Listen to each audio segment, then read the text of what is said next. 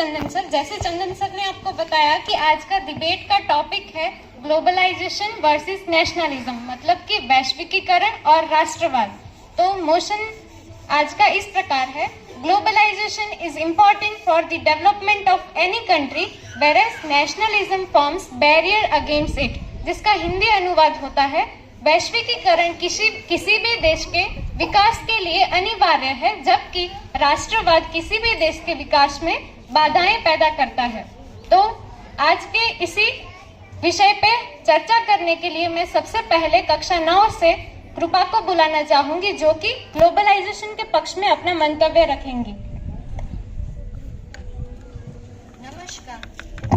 नमस्कार। जैसे कि केयूरी मैम ने आपको मोशन देते हुए बताया कि आज के हमारे डिबेट का विषय है ग्लोबलाइजेशन और नेशनलिज्म, तो मैं ग्लोबलाइजेशन मतलब वैश्विकीकरण के पक्ष में मेरा मंतव्य रखकर यह बताना चाहूंगी कि वैश्विकीकरण अर्थात ग्लोबलाइजेशन ग्लोबलाइजेशन एक प्रक्रिया है जिसमें दुनिया भर के विभिन्न देशों और संस्थाओं के बीच राजनीतिक, तकनीकी, आर्थिक और सांस्कृतिक संबंधों में समन्वय बढ़ाने का प्रयास किया जाता है।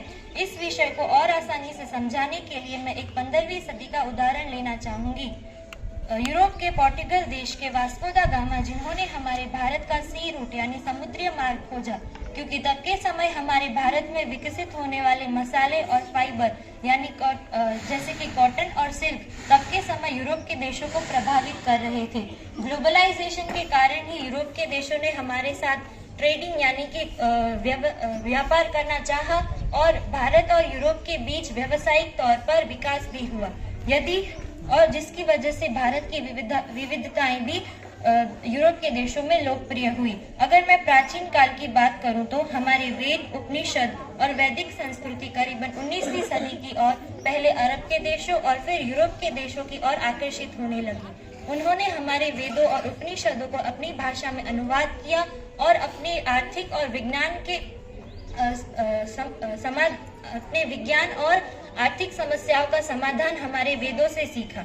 अगर हम सभी अपने स्क्रिप्चर्स और ज्ञान को एक दूसरे के साथ बांटे तो हमारे आने वाले समय में हमारे लिए ही आसानी होगी। अब मैं अपने पक्ष में अपना आखिरी मंतव्य रखकर यही बोलना चाहती हूँ कि जर्मनी देश जो एडोल्फ हिटलर की तानाशाही और एक्सट्रीम नेशनलिज्म यानी कि अधिकतम राष्ट्रवाद के कारण सिर्फ अपने ही देश के हित के बारे में सोचकर वॉर इज पीस यानी कि युद्ध को ही शांति समझकर किसी देश के साथ अपना संबंध नहीं बरकरार रखना चाहता था, जिसके कारण उसको दोनों विश्व युद्धों का जिम्मेदार ठहराया गया और उनको सजा के रूप में हर साल भुगतान देना पड़ रहा था, जो कि 92 वर्षों के बाद आखिर 2010 में खत्म हुआ। तो इसी वजह से ग्लोबलाइजेशन किसी भी देश के डेवलपमेंट के लिए जरूरी है, जबकि राष्ट्रवादी या अधिकतम राष्ट्रवादी ख्याल उसमें अड़चन लाता है। धन्यवाद। तो यहाँ पे आपको कृपा ने ग्लोबलाइजेशन क्या होता है उसका इम्पोर्टेंस बताया। अब मैं चेतन को बुलाना चाहूंगी, जो क्लास 8 के स्टूडेंट है। वो आपको राष्ट्रवाद क्या होता है और राष्ट्रवाद क्यों जरूरी है वो बताएंगे। नमस्कार। जैसे कि कृपा दीदी ने आपको ग्लोबलाइजेशन क्या है वो समझाया, वैसे ही मैं भी राष्ट्रवाद क्या है वो समझाना चाहता हूँ। राष्ट्रवाद उन लोगों द्वारा व्यक्त की गई एक विचारधारा है जो दृढ़ता से मानते हैं कि उनका राज्य अन्य सभी से श्रेष्ठ है। देशभक्त अपने लोगों से प्यार करता है तो राष्ट्रवादी भी अपने लोगों से प्यार करता है, साथ में उन लोगों से नफरत भी करता है जो राष्ट्र विरोधी है। राजा राम मोहन राय को भारतीय राष्ट्रवाद के जनक के रूप में माना जाता है। राष्ट्रवाद तब फैलता है जब लोग यह मानने लगते हैं कि वे सभी एक ही राष्ट्र का हिस्सा हैं। राष्ट्रवाद का उदय 18वीं और 19वीं सदी में यूरोप में हुआ था। जैसे कि कृपा दीदी ने आपको बताया कि वास्को दा गामा ने सी रूट खोजा, जिससे भारत में ट्रेडिंग की शुरुआत हुई, तो उनका मंतव्य रखकर मैं यह कहना चाहता हूँ कि अगर वास्को दा गामा ने सी रूट नहीं खोजा होता तो आज अंग्रेज लोग भारत में ट्रेडिंग करने के लिए नहीं आते और भारतीय लोगों को अपना गुलाम नहीं बनाते। जब अंग्रेज लोग भारत में आकर भारतीय लोगों को अपना गुलाम बनाया, तब भारत में राष्ट्रवाद का उदय हुआ। भारत में राष्ट्रीयता की भावना एक दिन में नहीं जन्मी, बल्कि यह धीरे धीरे बढ़ रही थी। अखबार, पत्र, पत्रिकाएं एवं अन्य लेखों के माध्यम से भी भारतीय राष्ट्रवाद की भावना को बल मिला। राष्ट्रवाद की भावना ने ही हमें अंग्रेजों के खिलाफ खड़े होने और लड़ने का साहस दिया, जिससे हमें स्वतंत्रता मिली। तो आखिरी में मैं मेरा मंतव्य रखकर यह कहना चाहता हूं कि अगर राष्ट्रवाद नहीं होता तो आज हमें आजादी नहीं मिल पाती। धन्यवाद। तो यहाँ पे चेतन ने आपको राष्ट्रवाद के बारे में बताया। अब फिर से कृपा जो है आपको ग्लोबलाइजेशन के पक्ष में कुछ और बातें बताना चाहेगी। श्री हजारी प्रसाद द्विवेदी जी ने अपने निबंध में लिखा था कि आजकल के समाचार पत्रों में सिर्फ चोरी, डकैती, तस्करी और भ्रष्टाचार के ही समाचार भरे रहते हैं। राजनीतिक दल एक दूसरे के ऊपर आरोप प्रत्यारोप लगा रहे हैं। लोग एक दूसरे को संदेह की दृष्टि से देखते हैं और ऐसा लगता है कि मानो देश में कोई ईमानदार व्यक्ति ही ना बचा हो। तो अगर हमारा राष्ट्रवादी ख्याल इतना ही पावरफुल है तो हम इन सभी समस्याओं का समाधान क्यों नहीं निकाल रहे? अगर इन सभी समस्याओं का समाधान नहीं निकला तो आने वाले समय में हमारा देश नेगेटिव वे की ओर जा सकता है। अगर मैं प्राचीन काल की बात करूं तो हम सभी भारतवासी आर्यों की संतानें हैं। भारत आर्य और द्रविड़, हिंदू और मुसलमान, यूरोपीय और भारतीय आदर्शों की यह मिलन भूमि है। विदेशों से कई यहाँ धर्मावलंबी आए और यहीं बस के रह गए, जिसकी वजह से भारत को महामानवों का समुद्र भी बोला जाता है। लेकिन वर्तमान स्थिति में हमारा भारत अधोगति की स्थिति में जी रहा है। हम गणतंत्र दिवस इसीलिए ही मनाते हैं क्योंकि आज ही के दिन हमारा कॉन्स्टिट्यूशन यानी कि संविधान लागू हुआ। तो इसके ऊपर मैं कहूँ तो हमारे संविधान को बनाने के लिए सबसे पहले हमने सभी देशों का कॉन्स्टिट्यूशन यानी संविधान पढ़ा, जो कि ग्लोबलाइजेशन की वजह से ही हो पाया। हमने USA, UK, Canada, Ireland, Australia, Soviet Union, South Africa और जापान का कॉन्स्टिट्यूशन पढ़ा और फिर हमारा कॉन्स्टिट्यूशन लिखा। हमारा प्रीएम्बल और फंडामेंटल राइट्स यूएसए से इंस्पायर्ड है और यूएसए यानी यूनाइटेड स्टेट्स ऑफ अमेरिका के प्रीएम्बल का पहला statement we the people of America से ही इंस्पायर्ड होकर हमने हमारे प्रीएम्बल का स्टेटमेंट बनाया we the people of India. और हमारी पार्लियामेंट्री फॉर्म जो है वो यूके से इंस्पायर्ड है। अगर मैं फ्री ट्रेडिंग की बात करूं तो एमएनसी मल्टीनेशनल कंपनीज ग्लोबलाइजेशन के कारण एमएनसी विविध देशों में जाकर अपना व्यापार कर पाती है, जिसकी वजह से उन देशों में एम्प्लॉयमेंट यानी कि रोजगार बढ़ता है। हम सब जानते हैं कि भारत सबसे ज्यादा आबादी वाला देश है, तो ऐसी परिस्थितियों में एमएनसी के आने की वजह से लोगों को रोजगार मिलता है और उनका लिविंग स्टैंडर्ड भी बढ़ता है, जिसकी वजह से एमएनसी आने की वजह से किसी भी देश का डेवलपमेंट भी बढ़ता है और उनका जीडीपी ग्रोथ भी बेहतर होता है। और मैं अंत में यही फिर से दोहराना चाहूंगी कि ग्लोबलाइजेशन किसी भी देश के डेवलपमेंट के लिए जरूरी है, जबकि राष्ट्रवादी ख्याल उसमें बाधाएं लाता है। धन्यवाद। तो यहाँ पे आपने कृपा का मंतव्य सुना। अब मैं क्लास 9 से करसन को बुलाना चाहूंगी, वो अपना मंतव्य राष्ट्रवाद के पक्ष में रखेंगे। नमस्कार। जैसे कि ग्लोबलाइजेशन के पक्ष से कृपा ने आपको बताया, एमएनसी मल्टीनेशनल कंपनीज किसी भी देश के लिए अच्छी होती है। वो अपने देश से जाकर दूसरे देश में ट्रेडिंग करती है, वो भी कम पैसों में मजदूरों को देकर। वो दूसरे देश में इसलिए जाती है क्योंकि उसको अपने देश में मजदूरों को ज्यादा सैलरी देकर काम करवाना पड़ता है। लेकिन जैसे कि हमारा देश इंडिया, उसमें ज्यादा पॉपुलेशन होने की वजह से दूसरे देशों की कंपनीज हमारे देश में आती है और यहाँ पर ट्रेड करती है और मजदूरों को कम पैसे देती है। इससे तो हमारे जो मजदूर हैं उनको तो कम सैलरी मिल रही है, लेकिन काम तो वो ज्यादा ही कर रहे हैं। तो ये कंपनीज हमारे देश के लिए इतनी अच्छी नहीं है और ये कंपनीज हमारे डोमेस्टिक कंपनीज को कंपटीशन देती है। ये कंपनीज ज्यादा पैमाने पर चीजों का प्रोडक्शन करके कम दाम में बेचे तो भी इन्हें ज्यादा कुछ नुकसान नहीं होगा। लेकिन हमारी डोमेस्टिक कंपनी वो तो चीजों का प्रोडक्शन ही कम करती है, वो अगर कम दाम में बेचे तो उनको बहुत बड़ा घाटा होता है। ये एमएनसी कंपनीज हमारे देश की स्वतंत्रता पर भी हानि लाती है। जैसे कि मेरे विपक्ष से कृपा ने बताया, वास्को दा गामा हमारे देश में आए और यहीं से हमारी ट्रेडिंग शुरू हुई और इसी से एक कंपनी आई थी ईस्ट इंडिया कंपनी, जो व्यापार के नाम पर हमारे देश में आई थी।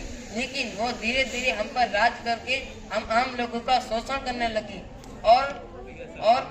और हम ब्रेन और ड्रेन की बात करें तो हमारे देश के इंटेलिजेंट लोग जो बाहर के देश में जाकर वहाँ पर उस देश के लिए काम करते हैं, जैसे कि सुंदर पिचाई जो गूगल के सीईओ है, जिन्होंने भारत के कानपुर में से आईआईटी की और वे यूएस जाकर गूगल के सीईओ बने। और भी कई उदाहरण है हमारे पास। The Oxfam international inequality annual report जो कि हाल ही में अभी पब्लिश हुई है, उसकी बात करें तो दुनिया के 5 सबसे अमीर लोग जिनका पैसा 2020 से 2024 में लगभग दुगना हो गया है, लेकिन हम आम लोग गरीब लोग की बात करें तो उनका पैसा इन पिछले 4 सालों में 0.2% और कम हो गया है। ये रिपोर्ट ऐसा भी दावा करती है अगले 10 सालों में दुनिया का पहला ट्रिलियनियर भी बन जाएगा।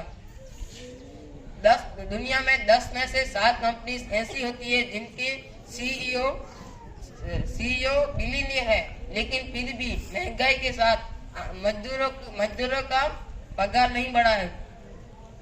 दुनिया के 1% लोग जो अमीर है उनके पास दुनिया का 43% पैसा है, लेकिन आम जनता के पास जो 99% लोग हैं उनके पास दुनिया का केवल 57% ही पैसा है।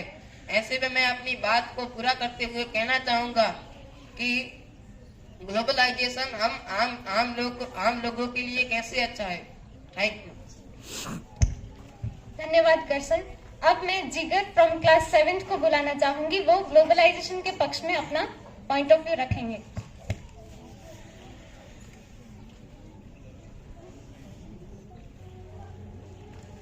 जैसे कि ग्लोबलाइजेशन से रूपा दीदी ने कुछ ट्रेडिंग के बारे में बताया, तो इस पे मैं अपना मंतव्य देके ये कहना चाहता हूँ कि ग्लोबलाइजेशन से ग्राहक के फायदे होते हैं, यानी कि कंज्यूमर बेनिफिट, और ग्राहक को कुछ भी खरीदने के लिए विकल्प मिलते हैं। अगर ग्लोबलाइजेशन ना होता तो ग्राहक को खरीदने के लिए कुछ विकल्प ना मिलते, और कंपनियां अपने आप में कंपटीशन रखती हैं, जिससे कम प्राइस में ग्राहक को कुछ भी खरीदने के लिए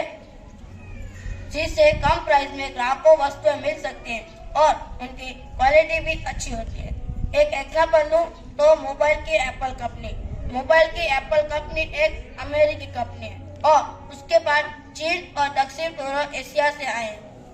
एक और एग्जांपल दूं तो नूडल्स चीन की उत्पत्ति है और चीन ने पूरे वर्ल्ड में फैलाया और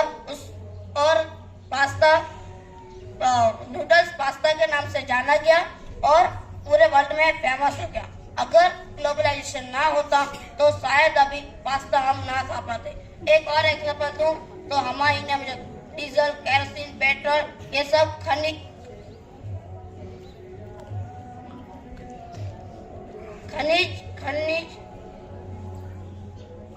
देशों से आता, अरबी देशों से आता है। अगर ग्लोबलाइजेशन ना होता तो हमारे इंडिया में पेट्रोल, केरोसिन, डीजल ये सब ना होता और हम गाड़ियां ना चला पाते। अंत में मैं अपना मंतव्य देके कहना चाहता हूँ कि अगर ग्लोबलाइजेशन ना होता तो हमारे इंडिया में इतनी ट्रेडिंग ना हो पाती। Thank you. धन्यवाद जिगर। अब मैं तानिया को बुलाना चाहूंगी, वो अपना मंतव्य राष्ट्रवाद के पक्ष में रखेंगी।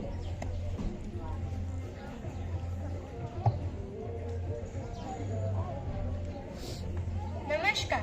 जैसे कि जिगर ने आपको कंज्यूमर बेनिफिट के बारे में बताया, अब इसी के दूसरे पहलू में मैं आपका ध्यान केंद्रित करना चाहूंगी। कंज्यूमर को ज्यादा ऑप्शन मिलने की वजह से वो अननेसेसरी चीजें भी खरीदने लगते हैं। फॉर एग्जाम्पल, अगर हम कपड़ों की बात करें तो ग्लोबलाइजेशन की वजह से इंडिया में फॉरेन ब्रांड अवेलेबल है। लोग उन फैशन ब्रांड्स के कपड़े खरीदते हैं ताकि वो दुनिया में चल रहे फैशन को मैच कर पाए, और जब उन कपड़ों की फैशन चली जाती है, वो कपड़े पहनने के लायक होने के बावजूद भी उनको फेंक देते हैं, जिससे वेस्ट मैनेजमेंट का एक बहुत बड़ा प्रॉब्लम खड़ा होता है। दूसरा, इन सभी ट्रेंड्स की वजह से हम हमारी संस्कृति और हेरिटेज को भूलते जा रहे हैं। हमारे कल्चर एंड ट्रेडिशन जो सालों से चल आ रहा है, जो हमारा अस्तित्व है, उसे हम भूलते जा रहे हैं और दुनिया की नकल करने चले हैं। बाकी देश के कल्चर उनके प्रदेश के लिए अच्छे हो सकते हैं, जैसे चीज एंड पिज्जा, बट इंडिया के ज्योग्राफिकल पोजीशन को ध्यान में रखते हुए हमारे लिए वो अच्छा नहीं है। इसके चलते हमें बहुत सारे हेल्थ इश्यूज देखने को मिलते हैं। तीसरा, जैसे कि आपको कृपा ने जर्मनी के बारे में बताया, जर्मन देश ने कैसे अपने कल्चर, अपनी नेशनल लैंग्वेज जर्मन को प्रोटेक्ट करके रखा है, उसके बारे में मैं बताना चाहूंगी कि जर्मन देश में व्यापार या शिक्षा के लिए किसी को भी उनकी भाषा सीखनी आवश्यक है। वो अपनी जर्मन भाषा को फर्स्ट प्रायोरिटी देते हैं, तबकि उनकी पॉपुलेशन दुनिया में बहुत कम है। तो इससे हमें प्रेरणा मिलती है कि कैसे एक देश अपने ट्रेडिशन, कल्चर और हेरिटेज को बचा के रखा है। तो अंत में मैं यही कहना चाहूंगी कि नेशनलिज्म एक फीलिंग है जो हमें अपने देश के प्रति गर्व की अनुभूति देती है, और ये बात बिल्कुल सही नहीं है कि वो देश के डेवलपमेंट के लिए बाधा लाती है। धन्यवाद। धन्यवाद तान्या। अब मैं जानवी को बुलाना चाहूंगी, वो ग्लोबलाइजेशन के पक्ष में अपना मंतव्य रखेंगी। शुभ प्रभात। जैसे कि मेरी साथी मित्र कृपा दीदी ने आपको बताया, ग्लोबलाइजेशन किसी भी देश में सुधार लाने में मदद करता है। उस पर मैं अपना मंतव्य रखते हुए यह बताना चाहूंगी, भारत ने अपनी फर्स्ट सैटेलाइट आर्यभट्ट को लॉन्च करवाने के लिए रशिया की मदद ली थी। यदि ग्लोबलाइजेशन नहीं होता तो रशिया हमारी मदद नहीं कर पाता और हमारी फर्स्ट सैटेलाइट आर्यभट्ट कभी लॉन्च नहीं हो पाती। और इससे यह साबित नहीं होता है कि भारत एक आत्मनिर्भर देश नहीं है, क्योंकि रशिया से अपनी फर्स्ट सैटेलाइट लॉन्च करवाने के बाद भारत के इंडियन स्पेस रिसर्च ऑर्गेनाइजेशन ने हाल ही में 104 सैटेलाइट्स लॉन्च की, जिसमें से 2 सैटेलाइट भारत देश की और दूसरी अन्य 102 सैटेलाइट दूसरे देशों की भारत ने लॉन्च करके दी। हमें पैरासीटामोल जैसी मामूली सर्दी खांसी की दवाई के लिए भी दूसरे देशों पर निर्भर रहना पड़ता है। इसीलिए ग्लोबलाइजेशन हमें इन सारी चीजों में मदद करता है। यदि मैं हाल ही का उदाहरण दूं तो भारत ने फ्रांस से फाइटर जेट्स मंगवाए। यदि ग्लोबलाइजेशन नहीं होता तो हम इन उपकरणों का आदान प्रदान भी नहीं कर पाते और हमारे देश में जितनी टेक्नोलॉजी है वो शायद अभी ना होती। ग्लोबलाइजेशन सबको एक साथ एक धागे में बांध के रखता है, क्योंकि हमारे ग्रंथ में लिखा है वसुदैव कुटुंबकम, यानी पूरा विश्व मेरा एक परिवार है। इसमें नेशनलाइजेशन बाधा उत्पन्न करता है। यदि मैं आपका ध्यान अभी वॉर्स की ओर केंद्रित करूं तो अभी हाल ही में 2 वॉर्स हुए, रशिया वर्सेस यूक्रेन और इसराइल वर्सेस पैलेस्टीन के बीच। यह 2 वॉर हुए थे क्योंकि दोनों में से कोई भी अपना राष्ट्र छोड़ने के लिए तैयार नहीं था। इसी के कारण कितने बड़े वॉर्स हुए जिसमें उन्हीं के देश के कई सारे आम जनता की जान चली गई। यदि पूरा देश वैश्विक हो जाए, पूरा देश ग्लोबलाइज हो जाए तो हमें वॉर्स की जरूरी नहीं पड़ेगी, पूरे विश्व में शांति फैल जाएगी। अभी मैं आपको एनवायरमेंटल प्रॉब्लम्स के बारे में बताऊं तो एनवायरमेंटल जो प्रॉब्लम होती है वह किसी एक देश की नहीं होती, वह पूरे विश्व की प्रॉब्लम होती है। जैसे कि हाल ही में पॉल्यूशन किसी एक देश की प्रॉब्लम नहीं है, इसमें किसी एक देश के कुछ करने से कुछ नहीं होगा, हम सबको मिलकर इसमें कुछ फैसला लेना पड़ेगा।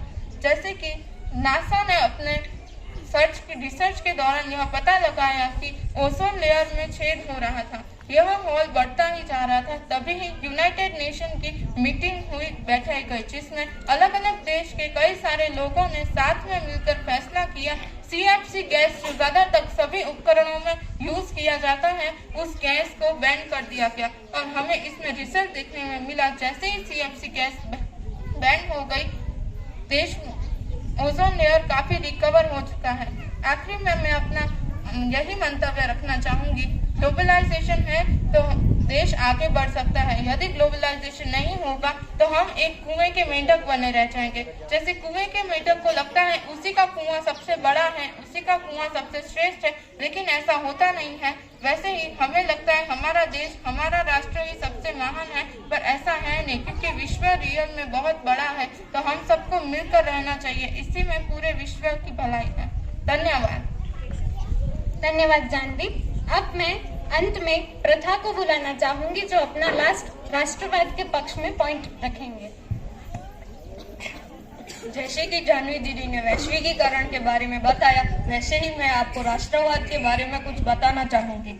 बहुत पहले जब मलेशिया और सिंगापुर एक ही देश थे, लेकिन एक दिन ऐसा आया जब मलेशिया ने सिंगापुर को अलग कर दिया। वो दिन था 9 अगस्त 1965। उसके 53 इयर्स के बाद ही सिंगापुर एक डेवलप्ड कंट्री बन गया। इससे यह सिद्ध होता है कि अगर हम राष्ट्रवादी बने तो हमारा देश डेवलप हो सकता है। इसी का दूसरा एग्जाम्पल देखें तो चाइना ने एक प्लान निकाला है, चाइनाज मेड इन चाइना 2025। ये प्लान 2015 में स्टार्ट हुआ था। इस प्लान का उद्देश्य था कि हम जो चीजें हमें चाहिए वो हम दूसरे देशों से ना मंगवा कर अपने ही देश में उसको बनाएं। इस प्लान के दौरान चाइना ने बहुत सारी कंपनीज को टारगेट किया था, जैसे कि AI, quantum computing, robotic and self driving cars. ये प्लान 70% तक सक्सेस हो चुका है और चाइना का दावा है कि इस प्लान के बाद चाइना में 4.9% तक ग्रोथ होगी। अगर हम राष्ट्रवाद में कल्चर की बात करें तो कल्चर ने भी राष्ट्रवाद में मुख्य भूमिका निभाई है। बहुत पहले जब पोलैंड पर रशिया का कब्जा चल रहा था, तभी रशिया ने पोलैंड वासियों को उनकी भाषा यानी पोलिश भाषा बोलने के लिए मना किया था और उनकी भाषा यानी रशियन भाषा बोलने के लिए कहा था। तभी पोलैंड वासियों ने अपने कल्चर को निभाया और दूसरों के कल्चर को अपनाने से मना कर दिया। इससे यह सिद्ध होता है कि संस्कृति ने भी देश की स्वतंत्रता में मुख्य भूमिका निभाई है। इसी का दूसरा उदाहरण देखें तो जब हिंदुस्तान में अंग्रेजों का राज चल रहा था, तभी अंग्रेज हमारे देश से रॉ मटेरियल लेकर अपने देश में कपड़े बनाते थे और हमें डबल टैक्स लगाकर बेचते थे। इससे बचने के लिए हमारे फ्रीडम फाइटर यानी गांधी जी ने चरखा बनाया और चरखे से खादी बनाई और हमें स्वावलंबी बनने का उपदेश दिया। इससे एक और बार यह सिद्ध होता है कि संस्कृति हमारी स्वतंत्रता में मुख्य भूमिका निभाती है। अगर हम बात हमारे स्वास्थ्य की करें तो ग्लोबलाइजेशन की वजह से कोरोना पूरे विश्व में फैला। अगर पूरा विश्व राष्ट्रवादी होता तो कोरोना जिस देश से उत्पन्न हुआ है वहीं पर खत्म हो जाता, लेकिन ग्लोबलाइजेशन की वजह से कोरोना पूरी दुनिया में फैला और पूरी दुनिया को उसका सामना करना पड़ा, जिसकी वजह से बहुत सारे लोगों की मौत भी हुई। जैसे कि जानवी दीदी ने पैरासीटामोल का उदाहरण देते हुए कहा कि पैरासीटामोल जैसी मामूली दवाई के लिए भी हमें दूसरों पर निर्भर रहना पड़ता है, तो इस पर मैं अपना मंतव्य रखते हुए कहना चाहूंगी कि सिर्फ पैरासीटामोल ही नहीं, हमारे आयुर्वेदों में घरेलू उपचार और औषधीय उपचार लिखे हुए हैं, जिससे हम हमारे देश में ही रहकर हमारा उपचार कर सकते हैं।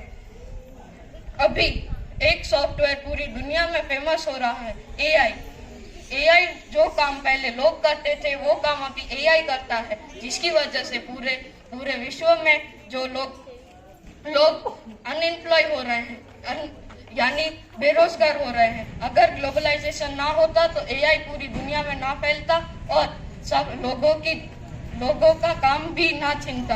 अंत में मैं बस इतना ही कहना चाहूंगी कि अगर हम राष्ट्रवादी बने तो हमारे देश की समृद्धि होगी। धन्यवाद। तो आज यहाँ पे बच्चों ने आपके सामने वैश्विकीकरण और राष्ट्रवाद के बारे में अपने अपने मंतव्य रखे।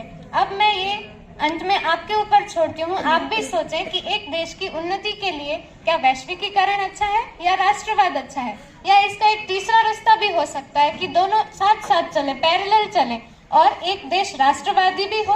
मतलब जैसे आज हम हमारे राष्ट्र को सेलिब्रेट कर रहे हैं, हमें हमारे देश के प्रति गर्व भी हो, पर साथ साथ हमें दूसरे देशों के प्रति भी सम्मान की भावना हो, हम उनसे भी इंस्पायर्ड हों और उन्होंने जो अपना डेवलपमेंट किया है, जो भी उनका डेवलपमेंट हुआ है, उससे हम सीखें और उनसे प्रेरित होके हम हमारे राष्ट्र का भी डेवलपमेंट करें।